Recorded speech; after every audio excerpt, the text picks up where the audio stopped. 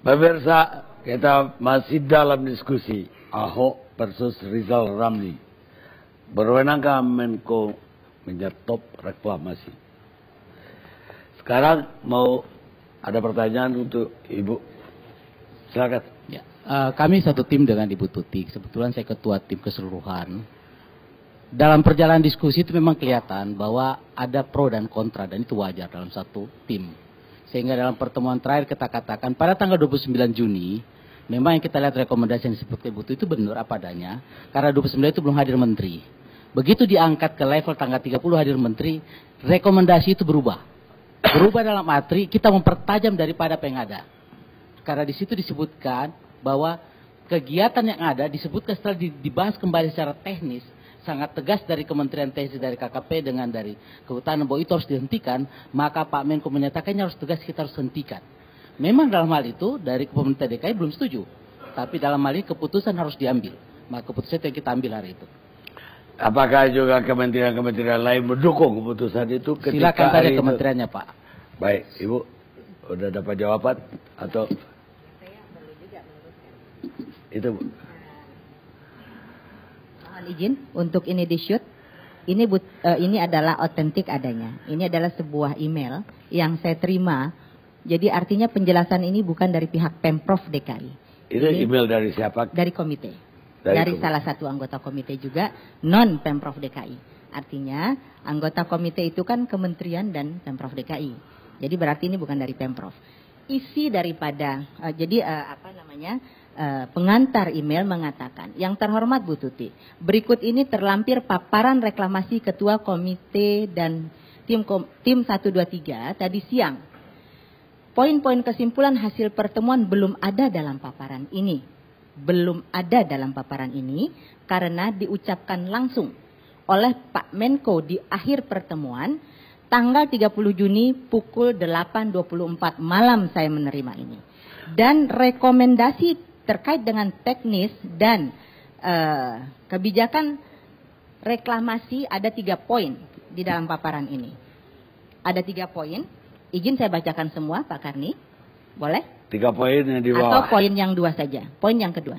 Pada poin kedua, poin 1 ini penting juga dibaca. Jadi berdasarkan hasil kajian teknis reklamasi detail untuk 17 pulau terlampir KKP dengan perhatikan sosial ekonomi masyarakat nelayan, Undang-Undang 7/2016 dan dampak reklamasi serta pemanfaatan ruang laut dalam kurung memperhatikan kepentingan nasional dan infrastruktur strategis, maka direkomendasikan dari 17 pulau reklamasi, Pulau C, Pulau D, dan N dapat dilanjutkan dengan beberapa penyesuaian.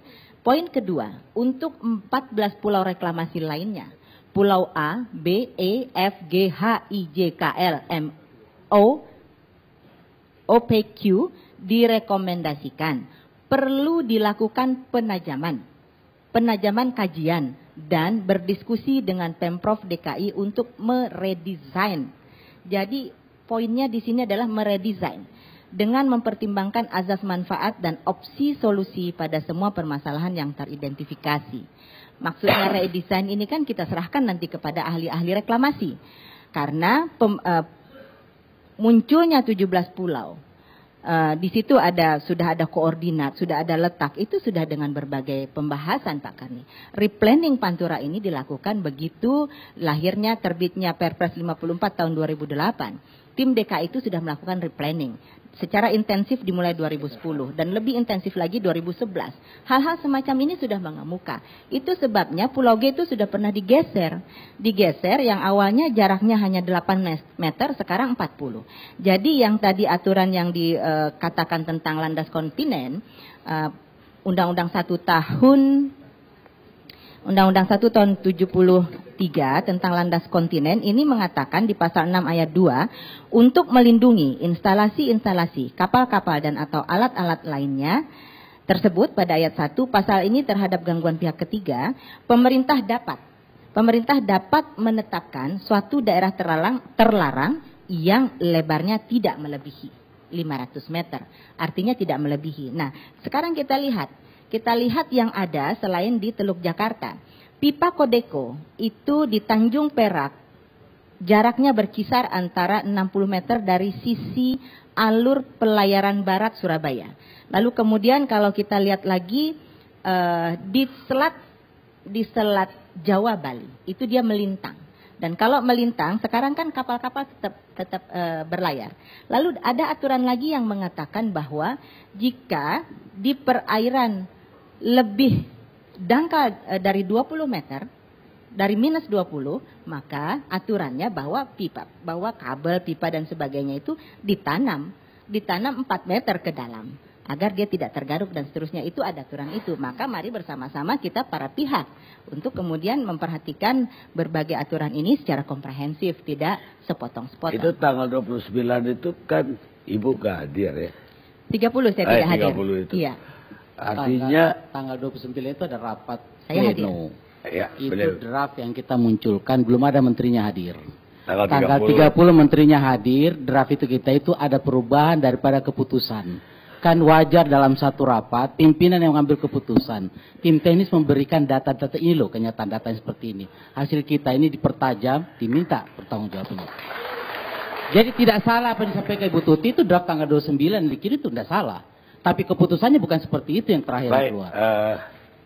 Yang saya ingin tahu ketika 30, staf Ibu hadir dong. Tanggal 30 yang hadir ada satu orang eselon 1 dari Pemprov DKI. Tidak mungkin dia berbohong. Kemudian ada 3 orang lainnya. Jadi walaupun saya tidak hadir, 4 orang. Dan mengatakan yang dipaparkan persis sama ini dia barangnya. Ya, tapi yang kemudian diputuskan menteri yang tadi. Diputuskan secara lisan. Pulau G tadi. Iya, pada akhir kalam itu Pak. Jadi pada akhir kalam diputuskan begitu Baik. Pak. Ya kita terima dua-dua aja sebagai faktanya. Yang saya ingin pertanyakan Bu, Kepres 52 tahun 95 tadi yang jadi dasar kan. Itu kan ada badan pengawas, ada pengendali, ada badan pelaksana. Ayat 8-nya kalau nggak salah pelaksana. Itu dibentuk nggak di DKI? Sebenarnya sejak awal kita mentaati seluruh yang ada di Kepres 52 tahun 95, termasuk kita punya BP Pantura. Tapi amanat PP 41 tahun 2007 itu kita harus bubarkan yang namanya BP-BP Pak. Jadi seluruh BP-BP dibubarkan karena amanat pula Pak. Jadi amanat dari PP 41 tahun 2007. Peraturan pemerintah? Peraturan pemerintah nomor 41 tahun 2007 terkait dengan struktur organisasi. Ya, struktur organisasi. Yang struktur BP-BP ini diminta untuk dibubarkan, kami mematuhi itu. Tapi bukan berarti ketika BP dibubarkan lalu fungsinya tidak ada. Fungsi yang dijalankan selama ini oleh BP melekat kembali kepada SKPD Pak. Melekat kepada SKPD yang bersesuaian. Bahkan kalau sekarang ini kan BP itu dulu juga mengurusi sampai perizinan, dan sekarang kita perizinan sudah satu pintu di BPTSP. Nah, perizinan satu pintu ini strukturnya kan sudah berbeda juga dengan ketika waktu dulu. Nah, ke depan kita akan menjalankan good governance ini, good government dengan segala good governance dengan segala open governmentnya itu melalui BPTSP ini.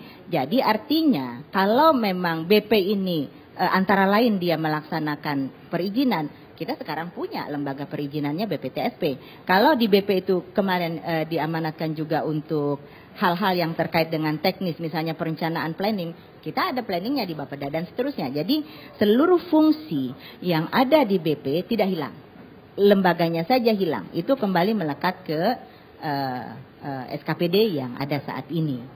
Baik. Udah pertanyaan berikutnya Bu. Semalam itu dalam kesaksiannya Gubernur Ahok di persidangan Tipikor itu agak ramai soal kontribusi antara 5% dan 15%. Gubernur tegas-tegas mengatakan kalau usulan DPR itu 5%. Gubernur maunya 15%. Dan bahkan menyebut-nyebut Pak Taufik yang keras untuk mau 5%. Dan itu laporan dari Ibu. Itu benar begitu Bu? Seperti saya katakan, jadi Ranperda kami ini disusun itu 146 pasal. Salah satu pasalnya pasal 116 itu tentang kerjasama. Yang kerjasama ini kan poinnya sudah ada di Kepres 5295. Nah, di pasal kerjasama di usulan kami itu ada 3 poin. Satu, kita mintakan kepada para mitra itu untuk memberi kewajiban, yang namanya nomor 1 kewajiban, Pak. Kewajibannya ini apa? Yaitu tadi penyediaan infrastruktur, utilitas kota, dan pengerukan kanal lateral, kanal vertikal secara berkala. Jadi kalau ada akibat-akibat dari reklamasi ini yang sifatnya pendangkalan, kemudian ada sedimentasi dan sebagainya, sudah kita mitigasi sejak lama dan diadaptasi dengan adanya pengerukan secara berkala yang itu kita masukkan di rancangan Ranperda. Betul, yang saya pertanyakan angka 5 dan 15 tadi. Nanti akan sampai, Pak. Nah, karena ini harus utuh dia 3, karena dia suka ketukar-tukar ini. Kemudian yang kedua kontribusi. Kontribusi ini berupa lahan 5% dari luas total lahan yang direklamasi. Untuk apa? Nantinya di situ akan kita bangun rusunawa untuk para pekerja. Jadi tidak benar juga. Tadi ini juga sudah membantah yang tadi. Kita akan sediakan rusunawa bersubsidi di sana di lahan 5% yang milik kita yang diserahkan itu. Nah, selain hal tersebut, ada satu lagi nomenklatur yang namanya tambahan kontribusi. Yang rumus usulan kami itu diambilkan sebesar 15% kali NJOP kali sellable area. Sellable area ini artinya luas lahan yang dapat diusahakan. Kenapa? Karena tadi sudah saya jelaskan 40-45% lahan itu diserahkan kepada Pemda lagi dalam bentuk utilitas kota, fasos jalan dan seterusnya. Nah, angka 15% kali NJOP kali sellable area ini diperoleh dari mana? Dari kajian, Pak, kajian tim ahli yang oleh tim kami di Pemprov itu dikaji betul seperti apa modelingnya yang pas, maka ketemu angka itu. Nah, angka itu kemudian dicantumkan di dalam Ranperda. Dalam perjalanan pembahasan ini kan sudah dimulai sejak kami memasukkan itu 23 November Ranperda tersebut. Kemudian dalam perjalanan pembahasan kira-kira bulan kapan itu ya? Saya sebetulnya punya kronologisnya ini. Itu ada satu pembahasan yang cukup alot di pasal 116 ini yang awalnya, dan pasal ini sebetulnya nih kalau saya boleh di sini mengatakan hal yang sebenarnya, pasal yang membuat saya luar biasa under pressure. Kenapa? Karena yang saya jagain betul. Diperintahkan oleh Pak Gubernur tidak bisa kurang dari 15%. Dijaga sejak awal. Jadi kalau sudah ngebahas, sudah sampai 100 nih pasalnya. Bentar lagi 116, saya akan betul-betul mengundang full tim, termasuk tim ahli yang menghitung ini untuk backup logika dan backup argumentasi yang nanti akan kita sampaikan pada saat pembahasan di Balegda. Nah, yang terjadi adalah pada tanggal 8 Maret saya kemudian berpikir ini sudah selesai nih yang dibahas, kelebihannya ini kan nyocokin pasal ini pasal itu, yang saya kira nyocokin titik koma dan seterusnya, ada beberapa yang mau dimasukkan lagi gitu kan, yang kemarin sempat tidak cocok begitu katanya catatan teknis kami dan tim Sekwan. Tapi kemudian tiba-tiba saya disodorkan dengan rumusan yang mengkonversi 5% itu. Yang saya dalam hati, waduh ini apa ini gitu. Ini kontribusi tambahan. Kalau kontribusi tambahan ini ranahnya asisten pembangunan. Saya panggil asisten pembangunan, di sana ada Pak Asbang, ini ranahnya Pak Asbang, kita baca berdua. Kemudian setelah itu kita minta izin ke Pak Taufik, kita izin lapor dulu lah ke Pak Gubernur. Karena yang diamanatkan ke saya tidak demikian. Rumusan itu 15% kali NJOP kali sellable area itu saya pegang terus, Pak. Karena memang itu rumusan dari tim ahli. Kemudian kami melaporkan dan Pak Gubernur tentu saja tidak menyetujuinya. Gitu, Pak. Memang Ibu melaporkan Pak Taufik yang ngotot. Saya melaporkan apa adanya bahwa saya mendapatkan berkas kertas ini dari Pak Taufik, seperti itu, Pak. Dan Pak Gubernur bilang bahwa bisa masuk bui kalau jadi 5%. Ya, terus kemudian ada disposisi beliau lah, Pak. Ada disposisi beliau yang saya kira juga disposisinya sudah beredar. Apa itu? Iya, ini Pak.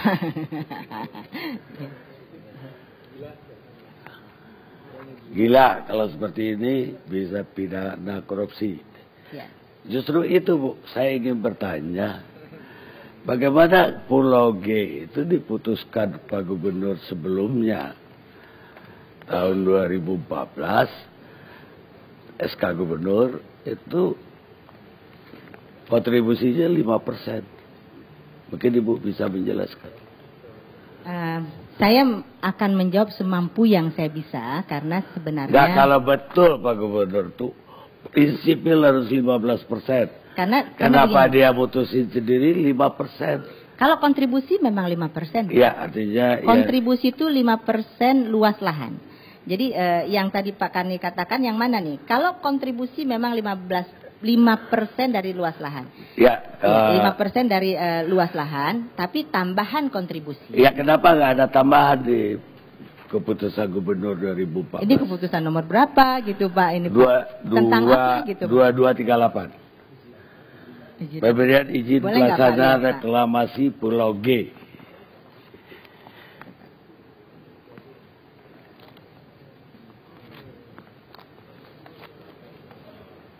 Nah, ini yang ada di sini ini sudah betul kontribusi lahan seluas 5%. Makanya tadi saya izin menjelaskan yang pasal 116 tadi, itu ada 3 istilah. Ada istilah kewajiban, kontribusi lahan, ini betul Pak yang kontribusi lahan. Tapi tidak ada kewajiban. Yang kewajiban itu saya kira ada kesepakatannya ya, di tahun 2014 ada notulen BAP notulen kesepakatan. Jadi di luar keputusan. Di luar keputusan ini ada kesepakatan tentang tambahan kontribusi. Yang itu konteksnya adalah pasal kerjasama Pak. Jadi pasal kerjasama ini cantolannya di Kepres 52 tahun 95.